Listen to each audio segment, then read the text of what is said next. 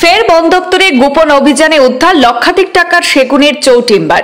বন দপ্তরের অভিযান টের পেয়ে পালাতে গিয়ে দুর্ঘটনাগ্রস্ত কাঠ বোঝাই গাড়ি। অভিযানে কাঠ উদ্ধার গেলেও কাঠ মাফিয়াদের পাকড়াও করতে ব্যর্থ হয়েছে বন বিভাগের কর্মীরা। তারা পালিয়ে যেতে সক্ষম হয়েছে। ঘটনা উত্তর ত্রিপুরা জেলার কদমতলা ফরেস্ট বিটের 40 দ্রোণ এলাকায়।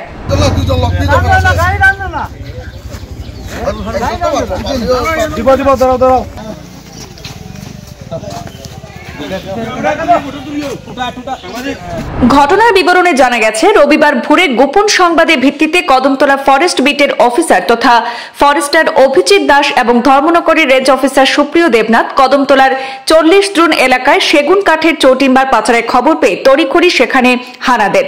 বন দপ্তরের অভিযানে আঁচ পেয়ে কাঠ মাফিয়ারা পালাতে গিয়ে দ্রুত গতিতে যাওয়ার সময় রাস্তায় বাঁক নিতে গিয়ে নিয়ন্ত্রণ হারিয়ে ধানের জমিতে পড়ে যায় কাঠ বোঝাই গাড়ি। এরপর সেখানে চৌটিম্বারগুলি ফেলে গাড়ি নিয়ে পালিয়ে যায় পাচারকারীরা। পরে বনকর্মীরা ঘটনাস্থলে পৌঁছে প্রচুর পরিমাণ চৌটিম্বার উদ্ধার করে। এদিকে ধর্মনগর রেঞ্জের রেঞ্জার সুপ্রিয় দেবনাথ জানিয়েছেন, মোট 70 ফুট চৌটিম্বার উদ্ধার হয়েছে, যার বাজার মূল্য প্রায় লক্ষাধিক টাকার মতো। তিনি আরো জানান, এভাবে অবৈধ কাঠ পাচারের খবর কারো কাছে থাকলে তাদেরকে অবগত করার জন্য সংরক্ষিত বনাঞ্চল এবং প্রকৃতির ভারসাম্য বজায় রাখতে 24 ঘন্টা তাদের নিরলস অভিযান জারি থাকবে।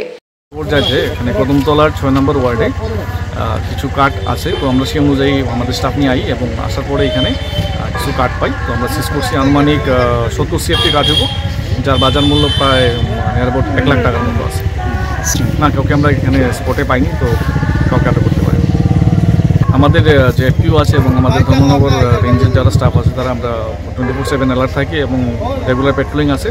তো এর লিগে আমরা প্রায় সময় সাফল্য পাইতেছি এরকম, এবং আমরা চেষ্টা করবো আগে যাতে এরকমভাবে করতে পারি। আর যারা আপনাদের মাধ্যমে মিডিয়ার মাধ্যমে নিউজটা দেখবেন তাদের কাছে আমরা একটা আপিল থাকবো যে কোনো জায়গাতে যদি এরকম অবৈধ কাঠ থাকে বা অবৈধ কাঠ নিয়ে যাইতেছে এরকম নিউজ থাকে, আমরা অতি সত্বর ওই ইনফরমেশনটা দিবেন, যাতে করে আমরা পরিবেশের ভারসাম্য রক্ষা করতে সবাই একসাথে মিলে কাজ করতে পারি।